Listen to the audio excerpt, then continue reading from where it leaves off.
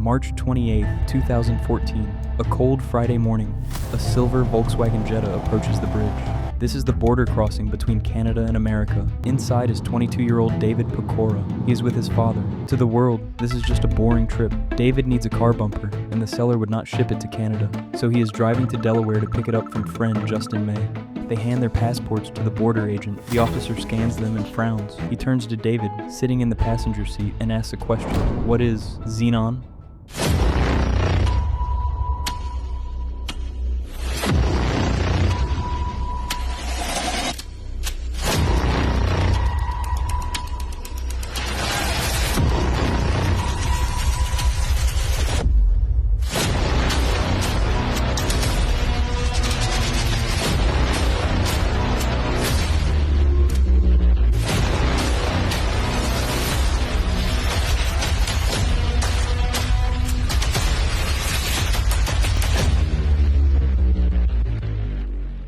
Xenon is his online alias, used in dark corners.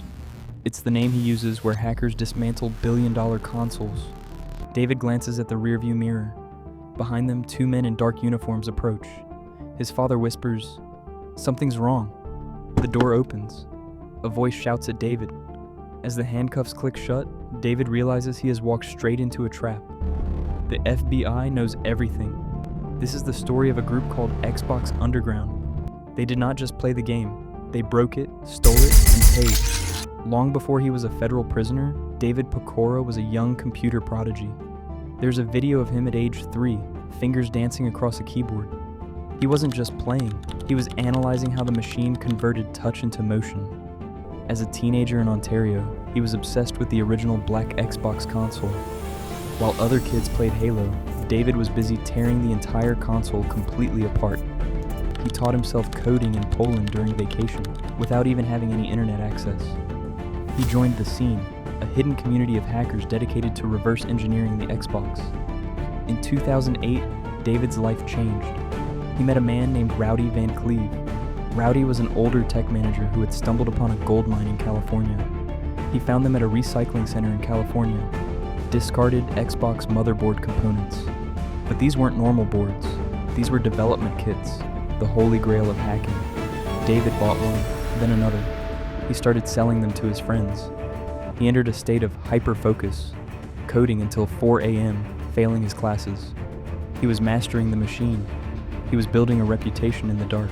But soon, he would build an empire. In 2009, a new hack appeared. The hack called JTAG cracked the Xbox 360 wide open. Suddenly, everything changed.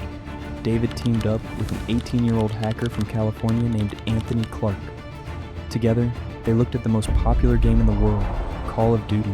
They realized that with their hacked consoles, they could host specialized modded lobbies. Players would pay good money to enter a game where they could fly. It started small, but soon, David and Anthony were making $8,000 every day. David was just a college student, but he was living like a CEO. He stayed in $400 a night hotels. He ate at the finest restaurants. He drove a souped-up car. He rationalized it. He told himself, it's just video games. It's not like we're stealing credit cards. But the money wasn't enough. The thrill of cheating in a game fades. David wanted something more dangerous. He didn't just want to modify the games. He wanted to steal them before they were even created. In 2010, David received a message from a hacker in Perth, Australia. His name was Dylan Wheeler, but he went by the alias Super Day E. Dylan was young, chaotic, and completely fearless.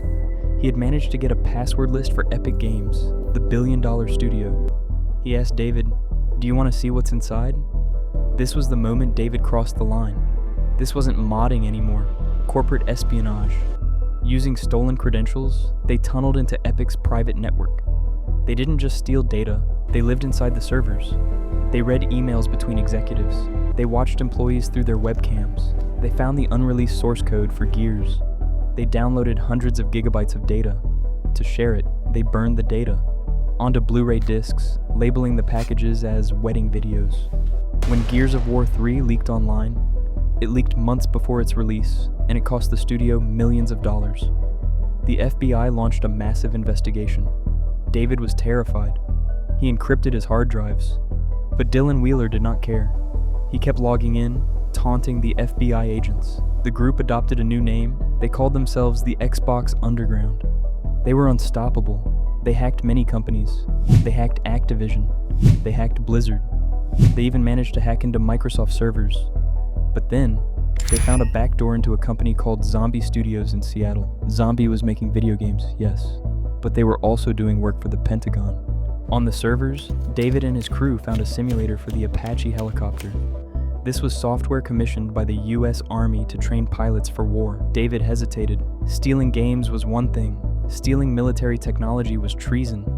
But Dylan Wheeler joked, "Let's sell the simulators to the Arabs." In late 2013, they decided to pull off their biggest heist. The new Xbox One, codenamed Durango, was about to be released. The world was waiting. The Xbox Underground didn't want to wait. They found a young kid named Armin. Armin had cloned an employee keycard in a scene straight out of a movie. Armin physically walked into Microsoft's headquarters in Redmond, Washington. He dodged the security guards. He hid in cubicles when he heard footsteps. Finally, on the third floor, he found them. 2 prototype Xbox consoles. He stuffed them into his backpack and walked out the door. They had stolen the future of gaming. But the walls were closing in. David thought his circle was tight.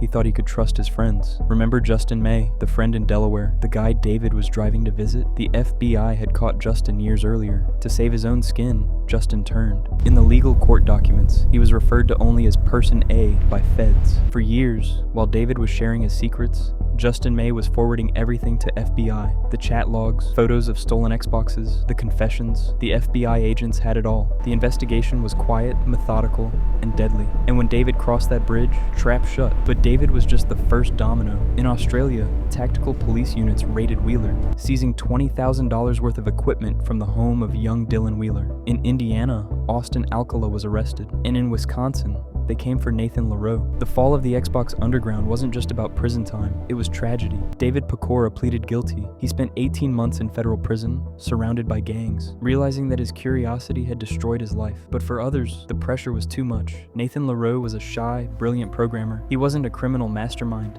he just loved technology. After his arrest, he was terrified of going to prison. He believed he wouldn't survive inside. While out on bail, Nathan cut his ankle monitor. He tried to run to Canada once, but he was stopped at the border, just like David. Panic took over Nathan LaRoe fast. In a moment of absolute despair, Nathan pulled out a knife and stabbed himself. Doctors saved his life that day, but the darkness didn't leave. Years later, after serving his time, Nathan ended his life. And then there was Anthony Clark, David's original partner. Anthony refused to plead guilty. He wanted to fight the charges. He believed he hadn't done anything wrong, but the legal system is a heavy weight. Before his sentencing, at the age of 27, Anthony Clark was found dead in home. Dylan Wheeler, the chaotic force behind it all, fled Australia. He remains a fugitive, living in exile, never to return home. Today, David Pokora is a free man. He finished his degree. He still drives that 2013 Volkswagen Golf, the car he loves so much. He works in computer science now, trying to rebuild a normal life, but the shadow of the Xbox Underground follows him. When asked why he did it, David doesn't talk about the money. He talks about the curiosity. "I wanted to learn," he said. "I wanted to see how far it could go. It started with a car bumper. It started with a desire to understand a machine. But the Xbox Underground proved that in the digital world, there are no restart buttons. They hacked the biggest gaming empire. They stole the secrets of the military. And in the end, they lost themselves."